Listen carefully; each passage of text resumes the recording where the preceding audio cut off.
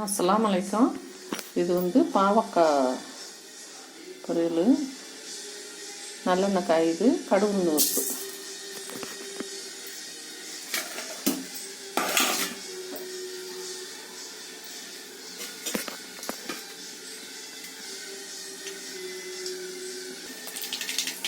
வெங்காயம் போட்டுருங்க.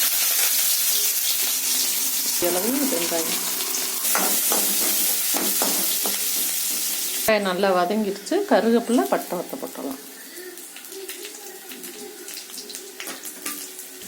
பாவக்காய், சின்ன பாவக்காய் வாங்கி கட் பண்ணி எடுத்து வச்சுருக்கேன். அலசிட்டு இதில் கொஞ்சம் உப்பு போட்டு நல்லா பெசரி வச்சுட்டேன் 5 நிமிஷம். அதையும் இதில் போட்டுடலாம்.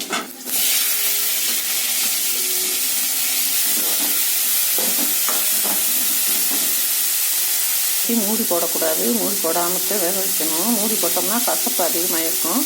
தண்ணியெல்லாம் தேவையில்லை, அதுலேயே வெந்துடும். கொஞ்சம் சிம்மில் வச்சு ஒரு 10 நிமிஷம் வேக விடலாம்.